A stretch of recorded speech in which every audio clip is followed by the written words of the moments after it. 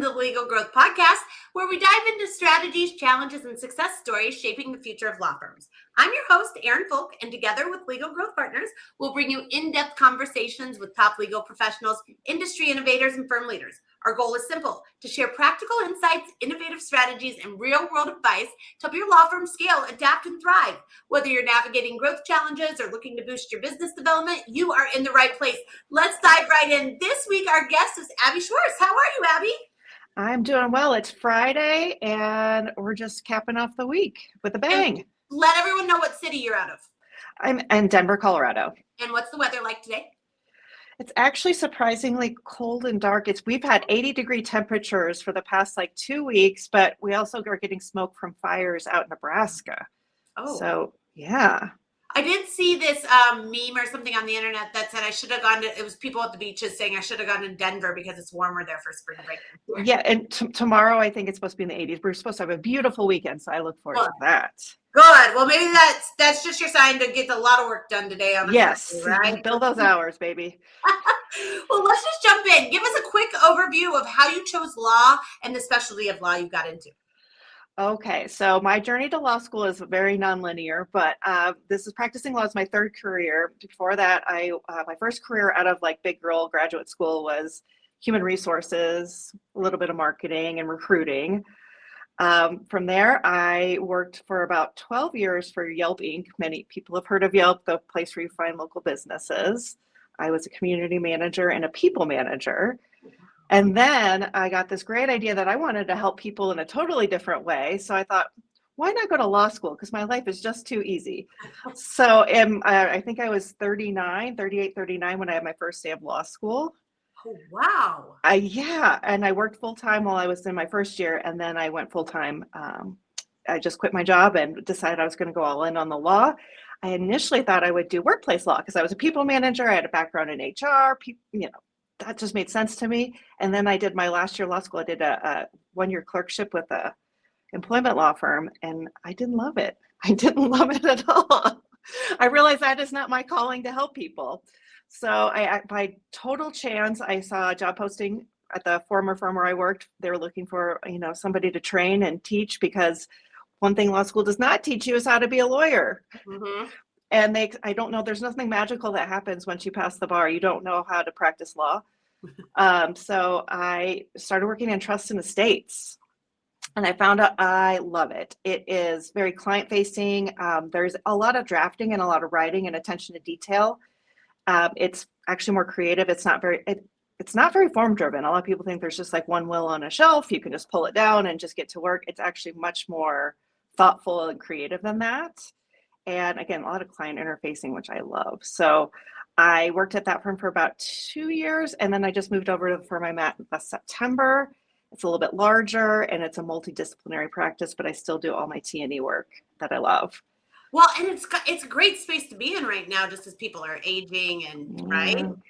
I think that there will always be a need for trust and estate attorneys, even in the world of AI, whether you think, a computer can draft documents for you. I think there's much more to T&E work than simply putting names in a form. It's a lot of client counseling. And the nice thing about T&E work is that people aren't at their worst. They're actually doing really well. They built this great estate of theirs that they want to plan something around. Sure, there's family dynamics, and that's actually where I really think I thrive, is I can make people feel comfortable, and you could talk to me. I've lived a life, I've done things, I've seen things. So, but yeah, I think there's definitely always a need for estate planning, and there's a lot of wealth that's being passed down from the baby boomers to the Xers and the millennials, and further on, they're creating more wealth dynasties.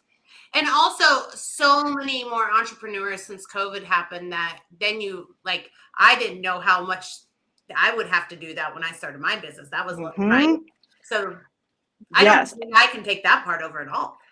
Well, and it's interesting too, because I work in a multidisciplinary practice, that there's a lot of crossover with property and real estate law, a lot of LLCs and entity formation. So that is part of your estate plan. So if you own a business, or if you own property, or if you have children, I think those are all really great reasons to start thinking about your plan. And it's never too early. Right.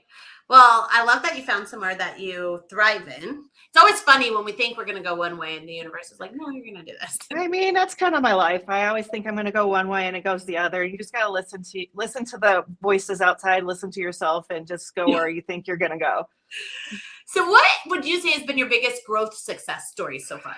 I mean, I celebrate the small wins every day. Again, when you go to law school in your late 30s, early 40s, I mean, just getting into law school was a challenge. That LSAT is no joke. And then everything from finding a place where you belong and finding a work, not only the type of work you enjoy doing and the type of clients you enjoy working with, but finding people that you enjoy working with.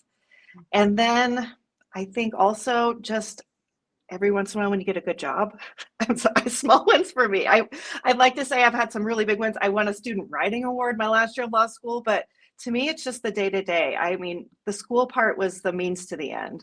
Right. I think you're kind of like me where you look back, right? And you're like, wait, all of those had to work out to get to these wins. Right. And yeah, I would say that like how you see attorneys in the movies or on TV, that's like the 80-20 rule. You think it's really glamorous, like you're in court, like I object, Your Honor. Like there is some of that, especially if you litigate and you're in criminal law. But sometimes the day to day is just helping a client, and a client's like really happy. Yeah. And you solved a problem for them. Or I'm helping with doing tax returns right now, like gift tax returns. Client doesn't want to do it, and they're so happy that someone else is doing it, and you did it right. Right. I love that. Okay. So Yeah. what was your favorite non-legal skill that surprisingly has been so helpful while you've jumped into law? Well, I think the fact that I am older, so I can always put clients at ease. They think I've probably been practicing for like 10, 15 years when only I've been practicing for like 2.5, 3 years. But I also think I have a good sense of humor. And again, I'm not dealing with people at their absolute worst. I'm not talking about people's freedom, their ability to work. Like a lot of those areas of law are great, and we need attorneys in that area. But I'm talking about their family dynamics. How do they want to have things go? And put them at ease. Like, it's okay if you want to give this all to one kid versus another, or if you want to give it to charity and your kids have been well taken care of during your life. This is your estate. You can do anything you want to do within reason with the law. But I think it's just meeting people where they're at, whether you're super sophisticated, very wealthy and buttoned up, or you just want to talk to me about how you don't like somebody in your family and you don't want to give them everything because you don't have to. So I imagine your life experience outweighs your law experience. 110%. Yeah. And when I worked for Yelp, I was often dealing with people from varying backgrounds, like just the community of people who read and write reviews, but also business owners. Some business owners would go into a meeting with me and I'd be the only like real person that they would ever see working for Yelp. They were not happy. So I'm used to like just hearing people out, nodding my head, okay, and then offering some creative solutions. And that's kind of where I thrive too. It's just, we have an interesting non-vanilla situation. What can we do to custom a solution for a client? Right. I love that. Okay, so looking ahead, what trends or changes do you see shaping the future of law firms? And how would you say you're positioning your particular, seat in the law firm to stay competitive? Yeah, and I like to caveat, I am a lowly associate, but my feedback is appreciated, and our firm is growing very rapidly. So I think as we scale, and this is an exciting time to be at the firm I'm at now, because we're scaling pretty quickly. Like when I started, there were maybe 10, 15 attorneys, and now we're like 20 or 30. So this is when I can just be like, where can I be helpful to you? And that's just for the firm specifically. But I think one of our goals as a firm in general is to provide people with a work-life balance, which I know is like a big hot phrase, but our billing requirement's pretty minimal. So we want to do excellent work, provide our clients with work that you would get at a top tier big 100 law firm, but also give our team, including our legal professionals, our staff, and the attorneys a work-life balance, so we can go home at the end of the day and not feel guilty about spending time with our families, our friends, our loved ones, or just go home and be quiet and not have your laptop up in the middle of the night. So I like the work-life balance. I mean, AI is obviously a big topic, but I don't think that AI will ever replace attorneys in my area of practice, because you need that human touch, you need that human experience, right, to do your planning. I would never talk to ChatGPT about my estate planning needs. Well, and I think as your firm grows and other firms, it's first of all, everyone answers AI. So I love that you gave us another question or another Yeah. AI. But I do think that there's not a lot of firms. I love that you guys are focusing on like Gen Zers aren't having they're not going to, they don't even really want to see you in person. Right.